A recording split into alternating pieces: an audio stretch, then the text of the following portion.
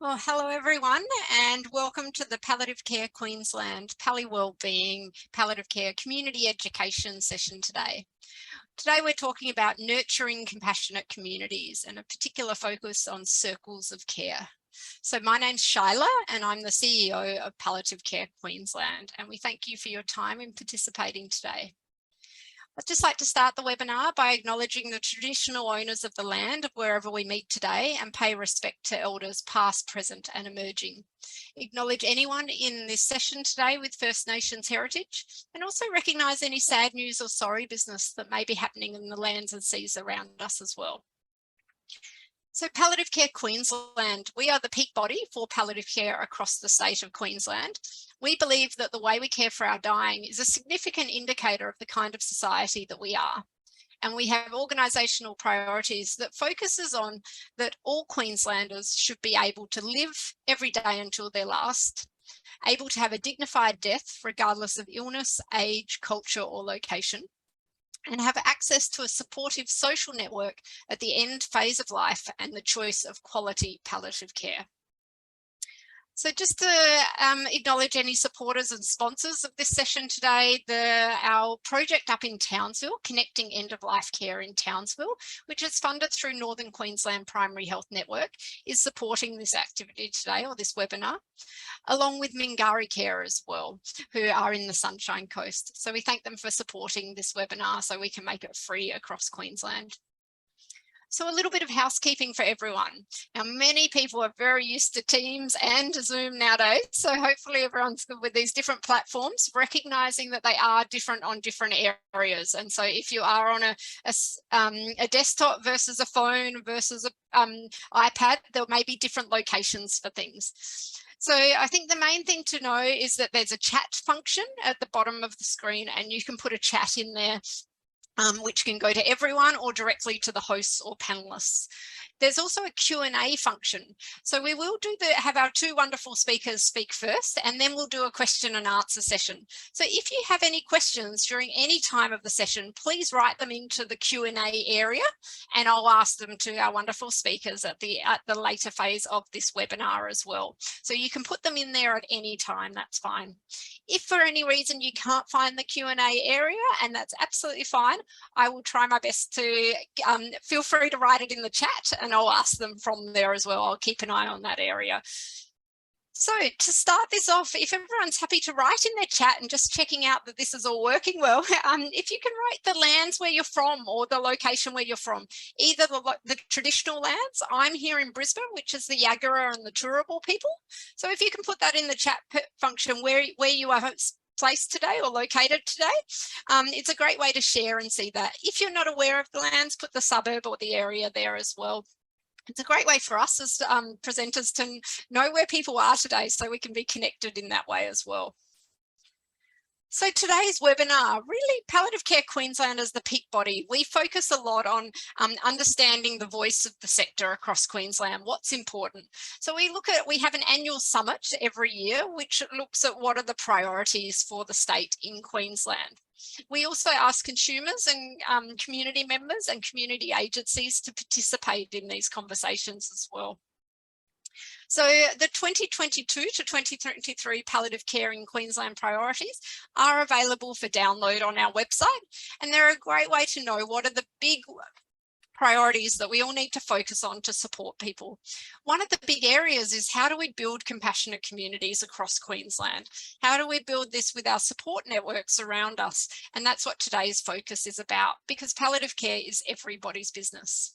So we believe that compassionate communities are communities where everybody recognises that we all have a role to play in supporting each other through times of loss, ageing, dying and grief. Compassionate communities are core to public health palliative care approaches to both palliative care, bereavement and social supports for people throughout their whole life journey as well. So we're really keen for people to work in this space to connect with their neighbours, their friends, their families, their colleagues and their community groups so that we can build circles of care around us. So that's a bit of the overview for today's session. I'll now introduce you to our first speaker. So we have two speakers today. We have Niki Reid from La Trobe University, and we have Kirsten Cusak from Carers Queensland. So we're delighted to talk to them both today and to share their knowledge and wisdom. Our first speaker is Kirsten. Kirsten's joining us from Carers Queensland. She joined Carers Queensland back in February 2017 as a local area coordinator. She was fortunate to be involved in the NDIS rollout in both Toowoomba and the Moreton Bay regions. Kirsten is now working in the Carers program as the Carer Program Gateway Liaison Officer. It's quite a mouthful there. Kirsten is a University of Queensland Bachelor of Social Work with an honours degree as well as part of that. And she has a minor in health and ageing. So we're really delighted for you to be participating in this webinar today and really excited to hear from you. Over to you, Kirsten. Thank you so much, Shyla. It's my absolute pleasure to be here, and I'm glad that you also stumbled across my title, because I still do that myself. I do make it a bit of an icebreaker usually when I present. So look, I would also like to acknowledge the traditional custodians of the land that we're on today. So for myself, it's the Kabi Kabi, Jindabar and Turrbal people. I'd like to acknowledge my gratitude that we share this land today, my sorrow for some of the costs of that sharing, and my hope and belief that we can move to a place of equity, justice and partnership together. Next slide, thank you. Alrighty, I'm going to start off with this quote because I think it really captures the caring role perfectly. So as Rosalind Carter once said, there are only 4 kinds of people in the world. So those who have been carers, those who are currently carers, those who will be carers, and those who will need a carer. So with this quote, I think it just emphasizes the fact that the caring role can impact absolutely anybody and everyone. So when we're thinking about the caring role, we often go to think about adult carers, but we need to consider the fact that there are young carers, and we're talking young carers who might only be in prep or grade 1, all the way up to, I'm not sure how old our oldest carer is out there, but we've got a really large demographic of carers, and it really can impact absolutely anybody. Although it can impact everyone potentially, and as this quote says, it's likely it will. The most common feeling or emotion that we are told from carers is that they feel a sense of social isolation or loneliness. So what I'm about to share in the next slide, it's not a statistic that is relevant specifically to palliative care carers, but I have no doubt in my mind that it can be relatable by all carers. So I'll get you to move the slide, thank you. Alrighty, so the current statistic in Queensland says that there's 530,000 carers, so unpaid family members and friends who are carrying out a caring role in Queensland. Now, I will say that there is many more carers than that, but right now the stats are saying 530,000 carers. So part of my role at Carers Queensland is to create this carer awareness. So help people realise that they are carers, because there are so many family members out there who are doing a caring role without realising that that's what they're doing. So therefore, they're not accessing the supports that are available to them. But for the purpose of this, let's stick with the stats. So we've got 530,000 carers in Queensland. 1/3 of these carers, so let's increase a little bit to say roughly 200,000 of these carers identify and report high levels of social isolation. So we're not just talking mild or moderate levels of social isolation, we're talking 1/3 of these carers report high levels of social isolation. So we're talking about social isolation as being the state of having minimal contact with others. Now, when I was preparing for this webinar, knowing that it was upcoming, I was coincidentally also doing some work reading through a report that we recently created or prepared in reflection of an event that we did, a carer retreat in Warwick, so nearby Toowoomba, for those who know the region. Now, this was our first overnight retreat that we did for carers since COVID. So the idea of the retreats is we do a few of them each year for carers, and usually they're 1 day, but this one was overnight. Now, I was reading through this report, and like I said, it had absolutely nothing to do with this webinar that I was preparing for, but something just really stood out to me, because when I was reading this report, these 3 quotes popped up, one after the other, and it just highlighted the fact of how lonely the caring role can be. So I'll read them out. They're on the screen. But so we had 3 different carers. I've de-identified them, but they said, look, this retreat has given me a chance to reset and realize that I'm truly not alone. Caring is a lonely thing. The people I'm with at this retreat are like my family now. You're not alone. Other people are on a similar journey and all in this together. So I think it really highlights, like I said, the caring journey can be a lonely one. So with this comes the fact that caring is a big commitment. It's not something that should be done alone. But like I said, we've got over 1/3 of our carers feeling socially isolated and alone. So I've got some stats down here. They're not on the screen at the moment, but we've got roughly, on average, the amount of hours that a carer feels as though they have outside of their caring or away from their caring role is an average of 12 hours a week. 1 in 10 carers report having no time away from their caring role at all. Okay, so there's some really significant stats there. So what can be done? How can we care for the carer? And how can we try to work towards helping carers to improve their quality of life whilst doing such an incredible job of caring for the people that they love? I'll get you to change the slide. It's about building compassionate communities. It's about identifying circles of care, and it's exactly why we are here today. So I've put a little image over there on the left of the screen, a blue circle. We've got the carer at the heart of that, and we've got their support networks around them. Often there's these family members, there's friends, there's work colleagues, there might be schools for our young carers. There are so many people that carers are already connected to, and these people often want to help, but they just don't know how to ask. And then we've got carers who often want the help, but they don't know how to ask. It really is quite the predicament when we think about it like that. So I know for myself, if I hear about someone in need or someone who might need some support, of course, I always am wanting to help, but you also have this thought in your mind that you don't want to overstep. You don't want to feel as though you're intruding in their business. So often you think, oh, I'll just wait until they ask for help. Or we might say, hey, just let me know if you need anything.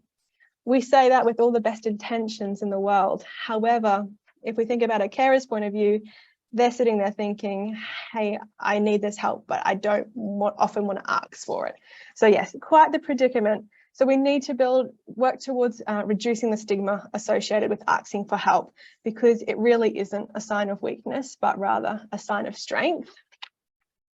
So we need to ensure that carers are looking after their own physical and mental health to be in a position to be able to provide the best care possible to their loved ones. So how might they be able to do this? I'm not going to sit here and say it's easy, for I'm not in their position. However, I do know it's really important. So there is some things that we need to do to help this happen. I'll get you to change the slide. Offering, asking and accepting help. It sounds so simple, but it really often isn't. So I've broken it down into 3 different kind of core areas or places that someone could go to in regards of offering, asking or accepting help. So I've heard a number of tips throughout my time supporting and helping carers, and I've tried to simplify it, but also so we can talk about it today. The first one here, and I know Niki, our next speaker, is going to speak about this, but I think one of the best things that a carer can do is make a list of the things that are going to help them. When we're thinking of a carer's role, they have a list that is never ending. 500 billion things could be on that list. Every day there's something new popping up, putting on there. When someone asks them, what can I do to help? Being on autopilot, they're thinking, hey, there's probably something that you can do to help, but right now I don't actually know what is going to be best for you to do. So that carer often says, it's okay, I've got this, I can do this. They then reflect on that moment, and there's 2 things that happens at that stage. The person who has, offered that help thinks, oh gosh, maybe I overstepped, maybe I did intrude, maybe they have this all under control and I misread this. And they may not offer that help again. Then you've got the carer sitting there thinking, gosh, if only I did say, hey, you know what would be really helpful? If you could pop to the grocery store and get me a bottle of milk. It's so simple, but it's so important and meaningful. So if a carer has available to them a list of things that's going to help them, it's simple things, you know, cooking a meal, doing some meal preparation, putting it in the freezer, for example. I use the example of going down to the grocery shop and picking up a bottle of milk or bread. For others, it might be mowing the lawn. All these small things, they give back the carer so much time if someone else can help them with these things. So making a list so that when the carer, you know, is asked this question in the future, they can say, hey, I have so much on my plate right now, but if you could have a look at this list and if there's anything there that you could help with, I'd much appreciate it. So that's one example of how we can kind of make that happen. For other carers, it's about ensuring that they maintain and sustain their connections with their interests and hobbies. Okay, so carers are much more than just a carer. Okay, they have their own lives outside their caring role. However, these are often put to the side because of their caring role.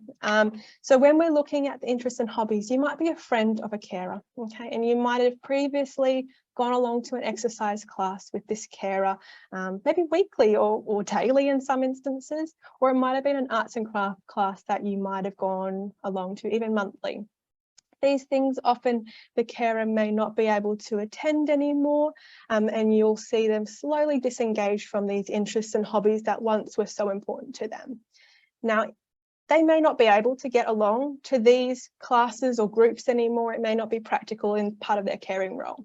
But as a friend and, you know, knowing now that it's important to sustain and maintain their interests and hobbies, maybe you could bring that to them. Maybe it's in their own home. You could bring along some arts and craft activities. It could be half an hour, it could be an hour. Spending that time with the carer, ensuring that they still engage in self-care activities that are important to them is so vital. I've got a quote down there in the orange box, and this also come from our Toowoomba Carer Retreat. It really just did pair up so well. So again, it's de-identified and it's not specific to a palliative care carer. However, I think it emphasizes what I'm trying to say in regards to interests and hobbies. So this is the first time in so long that I have been able to be just me, not just a carer or a mum or a wife, but just being me. And it's been truly amazing and so refreshing. So again, it emphasizes sometimes it's the little things. These retreats, we don't do huge things.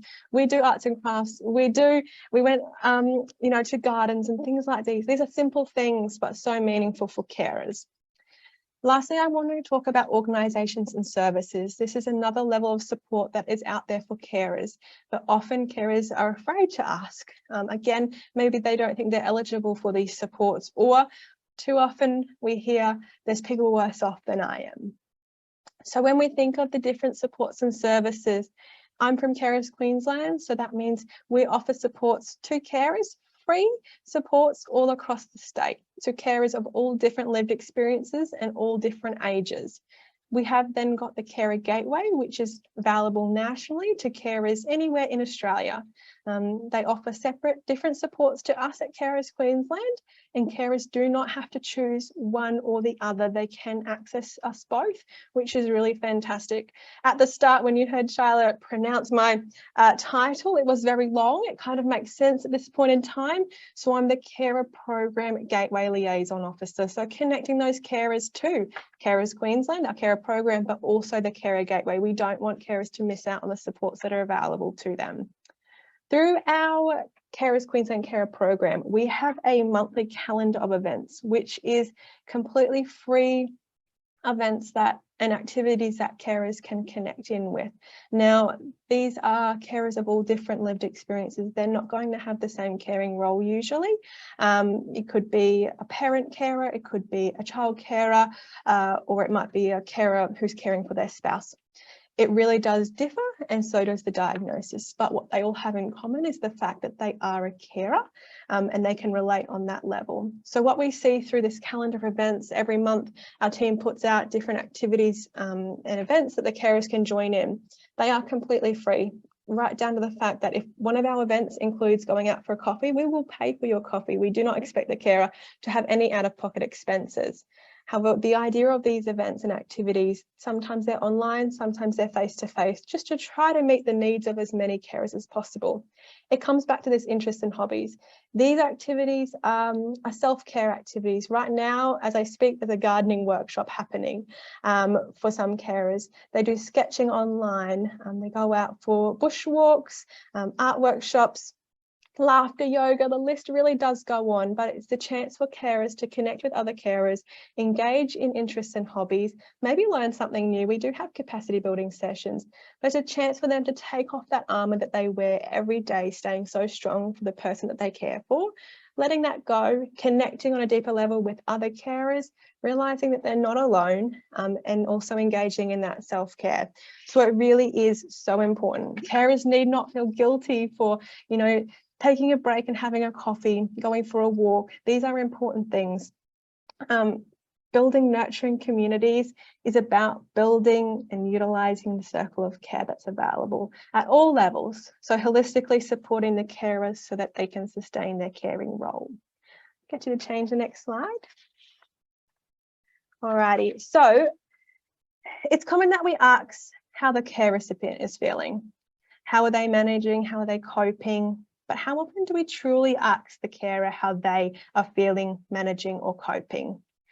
I think we all have a responsibility today. We might be a family member, we might be a friend, we might be a work colleague or a health professional. I believe that we all have a responsibility to help make a difference and ensure that these carers draw on all levels of support around them. I think in 2022, it's not acceptable for nearly 200,000 unpaid family members and friends who are caring to feel as highly isolated as they do, especially when they have so many supports around them. It's just trying to work out a way in which those supports know how to help and the carers know how to ask. I'm going to end with the quote that's on the screen at the moment. I think, again, it just captures it so well. So to make a difference in someone's life, you don't have to be brilliant, rich or beautiful or perfect, for we aren't. You just have to care. And I think that really does capture it well. So that is me done. And I know Niki's up next, but I'll pass back to Shyla now. Thank you so much. Kirsten, thank you so much. What great storytelling, and just the services that Carers Queensland offers is such a rich resource, and we're very lucky across this state to have that access. And thanks for sharing everything that you do and the knowledge and stories there. It's amazing. Great quote at the end, by the way, as well. Okay, so now I'll introduce you to Niki Reid. So Niki's at the HELP, which is the Healthy End of Life program at the La Trobe University. So Niki has been working with social approaches to end-of-life care for over a decade, currently working in the Public Health Palliative Care Unit at La Trobe University. Niki is delighted to contribute to the work being done in Australia that enhances social networks and builds collaborations and capacity for all people at the end of life. Niki spent 5 years working with the Caring at End of Life research team at Western Sydney University, and several years delivering projects with the Groundswell project as well. Notably with the acute palliative care team at Liverpool Hospital, where several projects won awards as well, one of which went on to be funded by the New South Wales Department of Health. Niki loves making art, watching birds, and looking after her family and community in the beautiful Blue Mountains, New South Wales. So welcome, Niki, and really looking forward to hearing from you. Great, thanks so much, Shyla.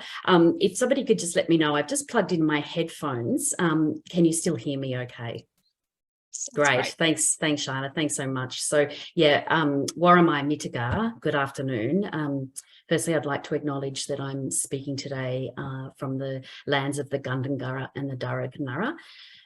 This is Gundungurra country and Darug country, and I just see I've put a spelling mistake for Gundungurra there, and I make my apologies for that. This photograph here is the land that I'm speaking from. That's my backyard. And in the background there, you can see Corrawall, or Mount Solitary. And Corrawall is known as the strong one. And the little boy in the photograph is my youngest child, who's now 8. And I'm his parent, but I'm also his carer. Next slide, please. So yeah, Niki Reid is my name, and I'm working for La Trobe University in the Public Health Palliative Care department. And I'm going to be talking to you about that Healthy End of Life program, in which we have healthy end of life planning, which is specifically what I'm going to talk to you about today. I've come on board to help roll out this program right across New South Wales, Victoria, Queensland, and hopefully into other states as we progress over the next couple of years. Kirsten, that was a really great presentation, and it just makes me so happy to hear other people speaking about this, very, like you said, this very simple but very profound element of creating social networks or circles of care, however we like to call them. It's so important, and it's really, it really changes. It's life-changing stuff, simple things that can be so life-changing. So yes, I work for a university, and I have worked at that interface of knowledge translation for over a decade, as Shyla highlighted. But the reason I want to sort of highlight that again is that the research that I'm about to present to you today is has been done at the interface of working with community. So we've worked with people who have been caring for somebody actively dying. We've worked with people dying themselves. We've worked with their communities, and we've worked with recently bereaved. So this is research that really represents the voice of the community, the voice of the carers, and the social networks around somebody dying or somebody caring for somebody dying.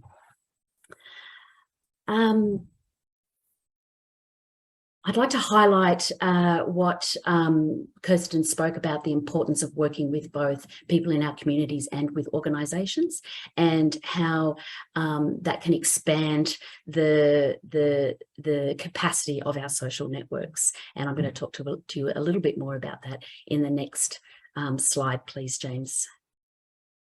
So the Healthy End of Life program, of which Healthy End of Life Planning, we do love our acronyms over here at HELP, is a public health approach to end of life and palliative care. And what that basically means is that it's about collaborating with all of the people that are active within our communities. So it's about collaborating with health services, small business, big business, local council, collaborating with our schools, with our social groups, with our workplaces, collaborating with our neighbours and our friends, all so that we can get the right help to the right people at the right time.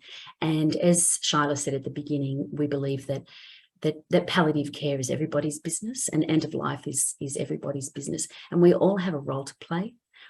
Everybody can do something really small, as Kirsten highlighted in her presentation. It really can make a profound difference. So the public health approach, as I said, is about collaboration, but it's also about participation. And it's built on the 5 principles that we describe as the following. So we want to promote that death and dying is a natural part of life, just like birth, marriage, graduating from university. We want to cultivate a collaborative culture where we are collaborating across the health system and other entities in our communities. We also want to support individual and community members to do their planning and reduce the fear and stigma, as Kirsten highlighted in her presentation, the fear and stigma that's associated with dying, and also with asking for, accepting and offering help. So we've done this research with communities for a good decade or so, led primarily by Andrea Grindrod and Bruce Rumbold at La Trobe University. And the 2 main things I want to talk to you about today is some of the barriers that have been discovered in this research that get in the way of asking for and offering and accepting help. And what these barriers do is they stop us from accessing what really is already available to all of us right here and now within our communities, without without necessarily creating new programs, new projects, new organizations, new entities, anything like that. There's so much already available to us. It just needs a sort of a shift of focus, a challenge of some of the ways that we do things, and perhaps a new perspective, a new way of looking at things. So the Healthy End of Life program really does look at shifting some social norms around asking for and offering and accepting help through this public health and compassionate communities approach to end of life.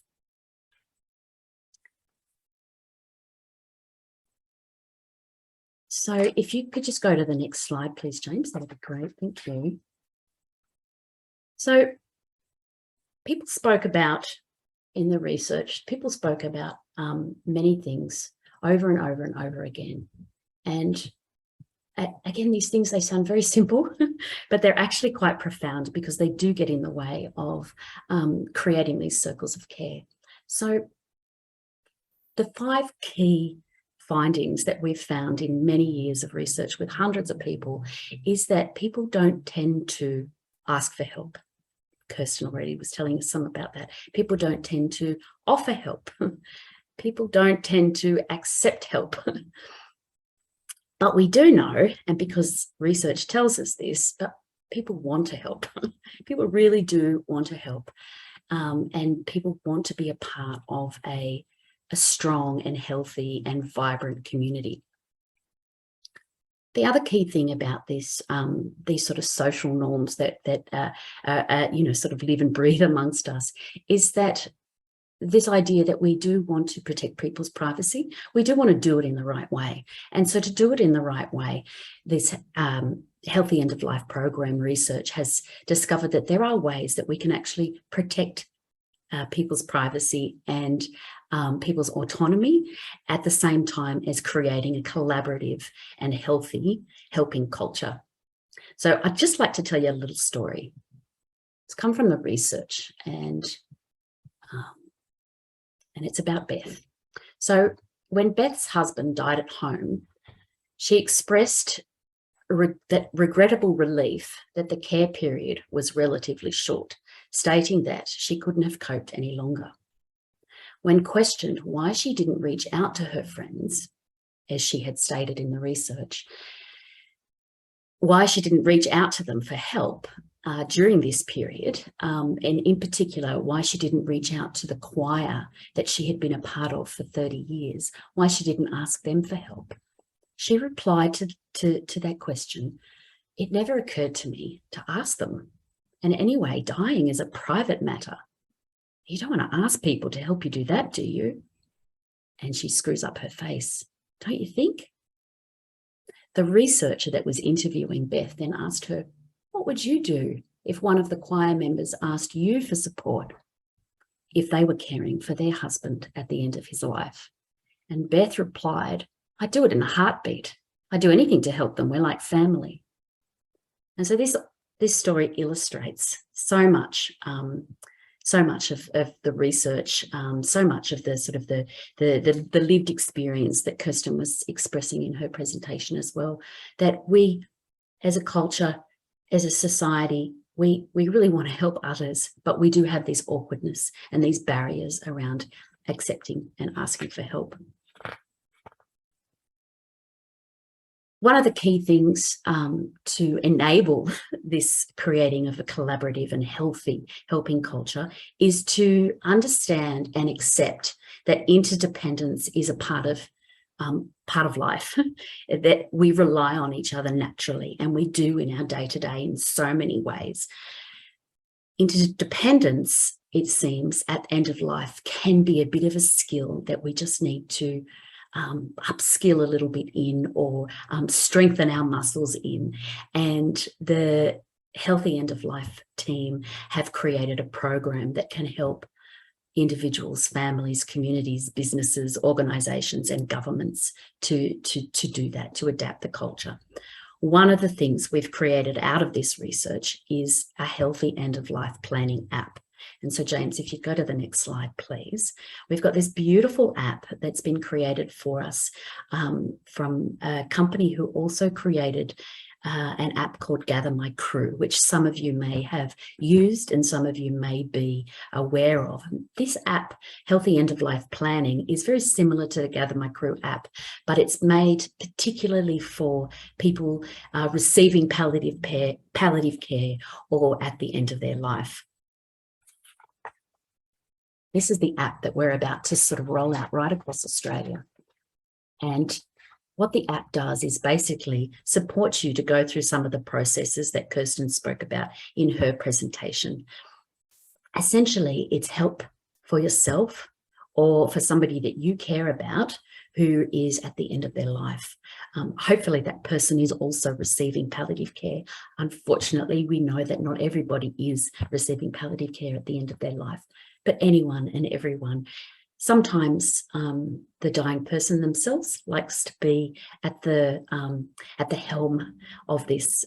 We call them the captain. Somebody is the captain of this circle of care or this healthy end of life plan, which you can put in place to get some of the support that you may need. Your carer may need, your primary carer, your secondary carer, your broader networks. I'm trying to ignore the questions that are coming up in the box. And essentially, it's about coordinating the right support at the right time. It helps you to accept or decline offers of help, or it helps you create jobs and tasks or activities like the joy activities. They're very much a part of it. It's not just practical help that you can put into this app. It is the way we describe it, or the way we sort of talk about it, is the social and practical elements of advanced care planning. So it really does help you action your advanced care plan, because to be able to create the end of life experience that you want, you do need to do a bit of planning around it, and you do need to have a relative amount of support in order to be able to do so. So I could talk for another 40 minutes about the app, but I'm going to bring it to a close in a moment, because you will have questions about it. Essentially, it's free. It's available now. You can start using it.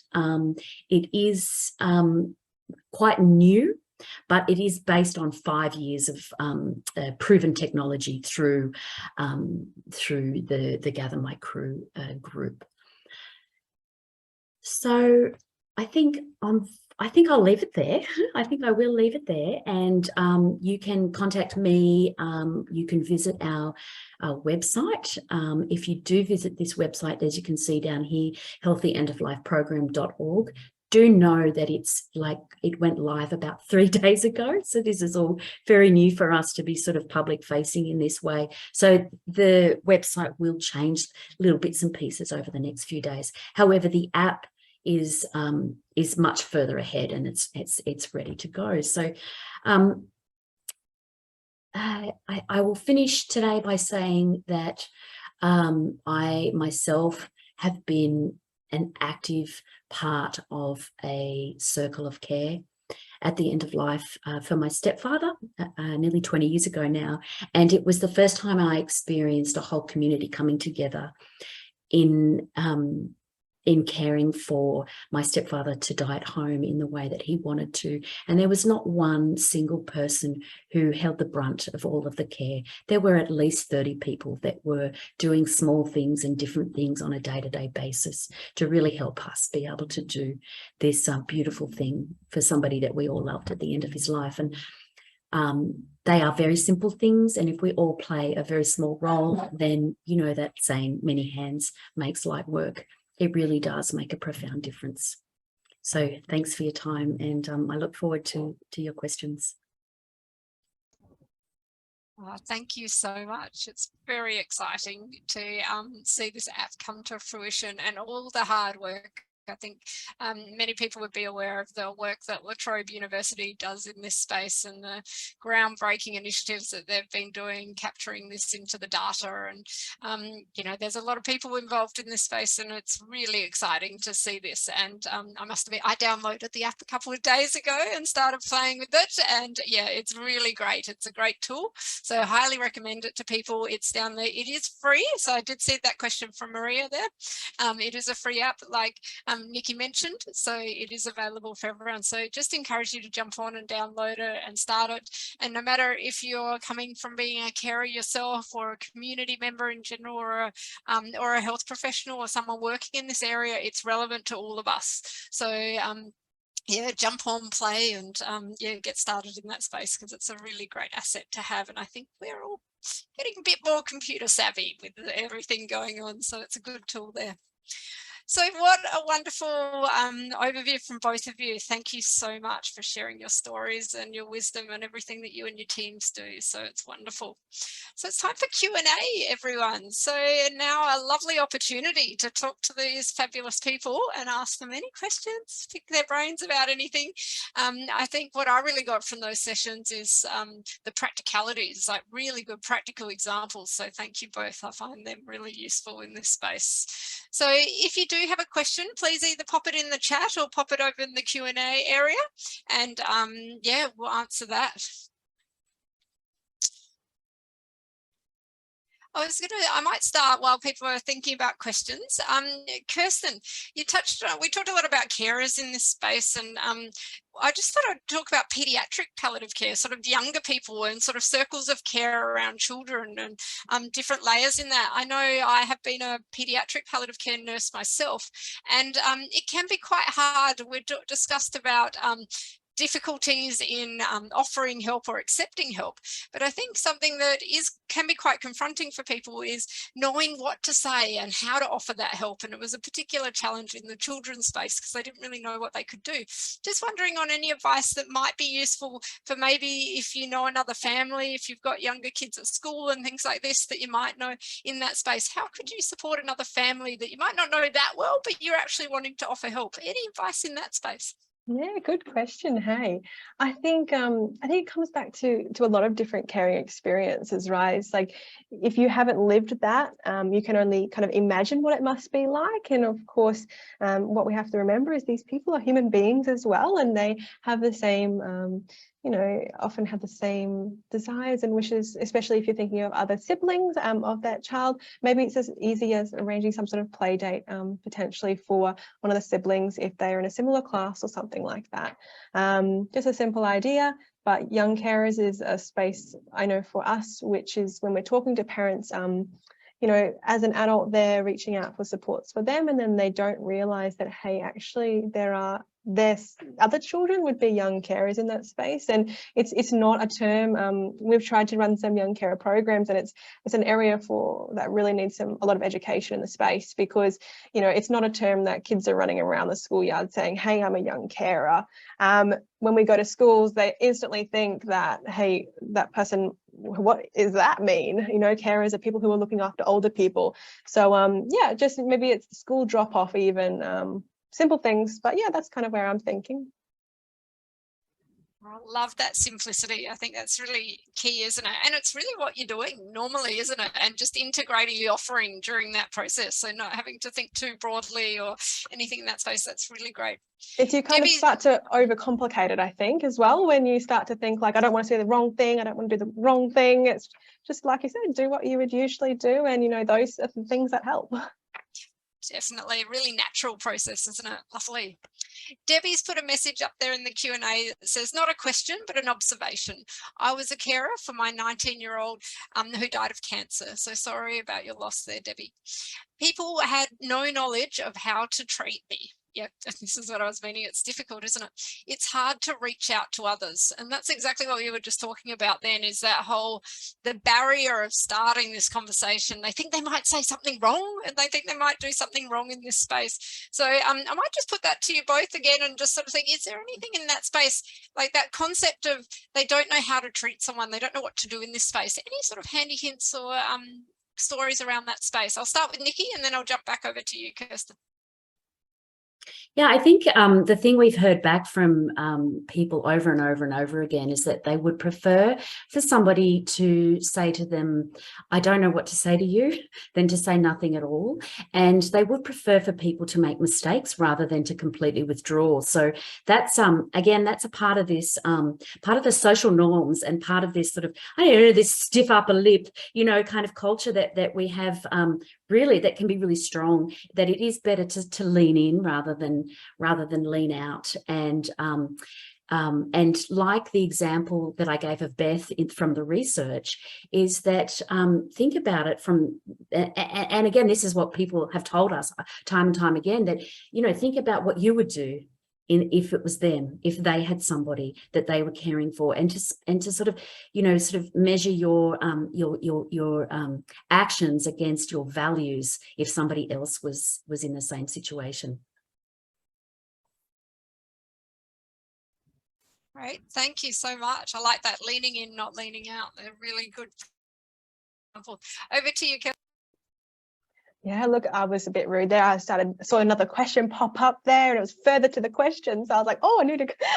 So yes, but back to what you were saying, I think I completely agree with Nikki, and that's what we hear too often. And it comes back to that social isolation is people, they don't know what to do. They have all the best intentions, but they slowly, withdraw because they're thinking, I don't know, I don't want to say the wrong thing. Maybe they're just, I don't want to intrude, I don't want to overstep, I don't want to step on anyone's toes, and I can't relate to them because I haven't lived that, and I don't want to pretend that I have. So yeah, people often just start stepping back, but really what we need, like Nikki said, is you need to lean in and you need to, you know, be there for them. Can I add something to that? I think what circles of care teaches us, when we really think about it from a circle or from a network or from a woven kind of network of care, is that you because sometimes people talk about, I don't have a lot of time, I don't have a lot to give. But if you give a little and you know that there are 14 other people or 40 other people doing small things over reasonably regular times, then that can help you as well. And the research actually revealed that to us as well, as that these networks of care said to us, if we'd known that we were a network, that there were many of us, that would have taken so much pressure off me. So that's what this circles of care kind of knowledge does for us as well. Such a good point, isn't it? Because yeah, you start to think like, gosh, I don't have all the skills to be able to support this person. But suddenly if you know, hey, it's not just you, there is a whole network, whole level of supports around this person, and together you are supporting this in whichever way is suitable for you to provide that support. Yeah, it's such a big thing, is like social isolation, people doing things in isolation, but really we are interdependent, we're connected in this space, which you mentioned. So I think that's really what it shows in the area. Debbie, I see that you've added to the comments, so thank you for that, around the fact that Carers Queensland wasn't mentioned by the team where your son was being cared for in the hospital setting. I think it is a challenge in this space. I know for me, I'm privileged of working in this space and working full time, but the bombardment of information, I find that there are so many websites, so many new services, new projects, all of this all the time. It's really hard to keep up with this space, I think, or just most spaces nowadays. I think we're in a little bit of an information overload in a lot of spaces in the world. So it is difficult. And I think part of it is that for health professionals to know how to help people navigate.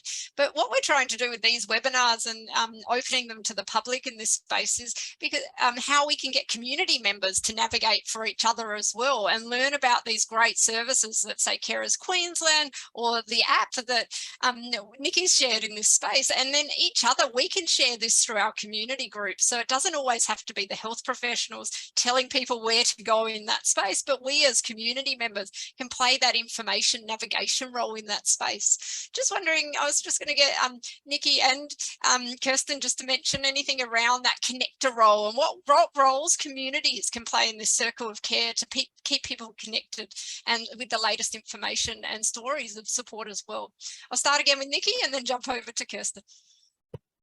Oh gosh, I could speak for hours on this. So yeah, so a lot of the compassionate communities work that I've done over the years is about that, giving community's permission often is the first thing, permission to be able to say, hey, I've heard about there's this carers group, like that might be useful to you, and to be able to have the confidence and the permission to be able to sort of pass those things on to one another as we go about our day-to-day business. And we've done, we've done connected programs around Australia that have sort of started to grease those wheels, I suppose.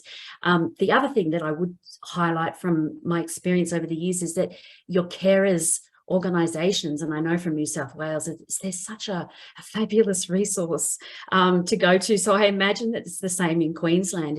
I have used it in GP practices, in the acute palliative care ward. I've used it with one-on-one with people I've been caring for. It's such a great place to even just bring up as a community member and say, what's available, what's out there? And you're allowed to ask those questions, and you're allowed to say, well, here's a little piece of information. I pass it to you, use it or don't use it, So it's permission, we've often heard, and confidence to do these things, to connect these things. Yeah. Yeah, so for myself, it's a big part of my role is creating this care awareness, doing presentations, and we joke about it, and we do say we will present to anybody who will listen to us, because at the end of the day, we don't have to be a carer. You could be a community member, you could be a friend, you could be a neighbour, whatever it may be. The idea, and I agree with you, Niki, in saying that what we say at the end of all our presentations, even to professionals, is it's not your role to be the expert in this information. Your role is to know enough to say, hey, there's a service. These two girls, usually we're a pair, myself and my colleague Claire. These two ladies came and presented to us. They said something about carers, there's some supports available to them. Here's their email or their website or their phone number. That's as much as really I'd be happy with that, because at least that carer gets in contact with us, and we are then the experts in that space to be able to provide the information on. So yeah, it really is just having that confidence to say, hey, I don't know much about it, but maybe check it out.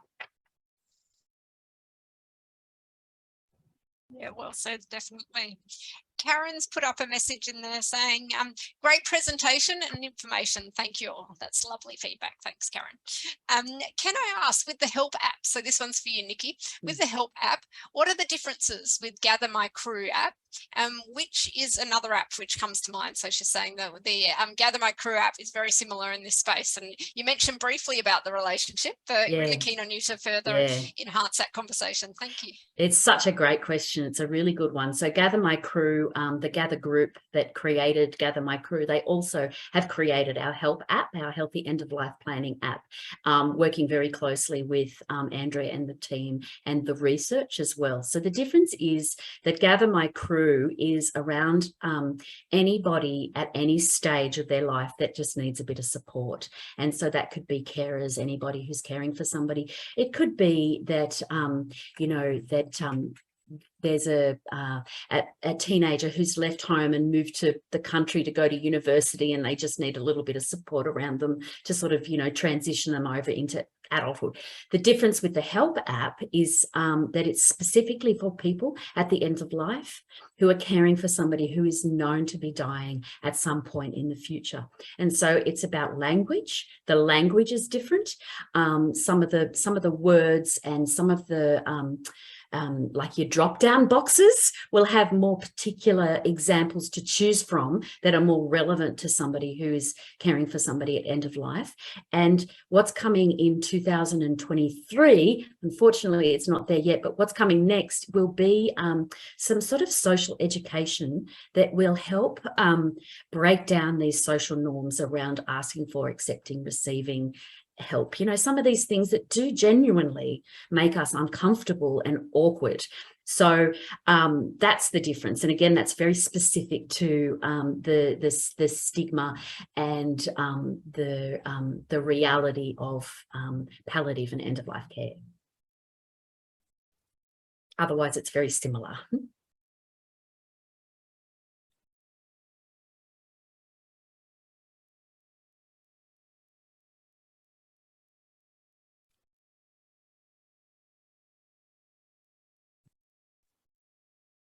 Sorry, I think it just cut out. Is it still working there for you, Niki and Kirsten?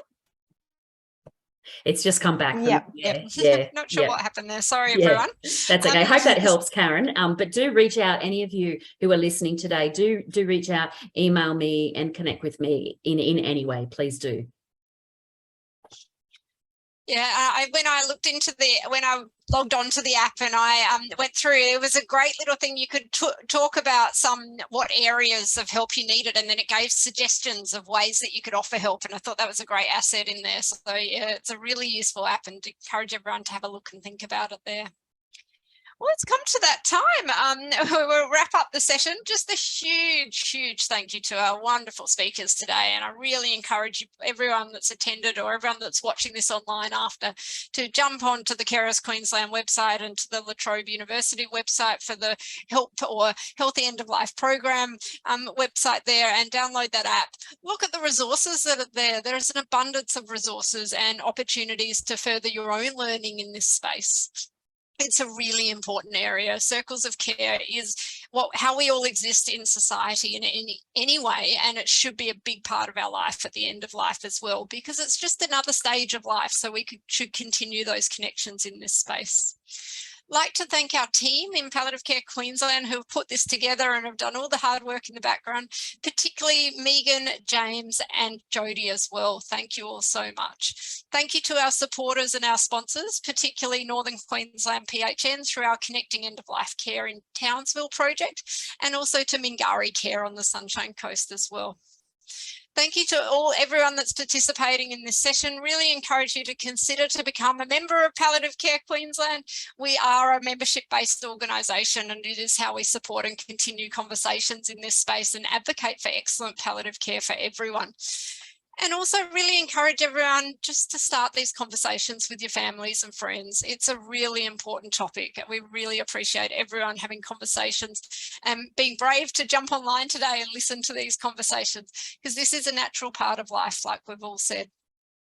So if you do require a certificate of attendance, please email us with a request for that and we can send that to you. We will put this up on YouTube after, so you can share it with other people and go back and grab all the handy hints in the future as well for yourself as well in that space. We will also send you a evaluation. We'll pop it up in the chat now, but also we encourage you to also participate in that SurveyMonkey evaluation for us. It does help us continuously improve and demonstrate the value of these sessions as well. So if you could just take a couple of moments out of your day, we'd really appreciate that as well. So a big thank you to everyone in the future and for attending these sessions. Please come and participate in future sessions. Jump on our website. We've got lots of information. We do hold these quarterly. Thank you again to our speakers and have a beautiful day, everyone. Look after yourself. Bye.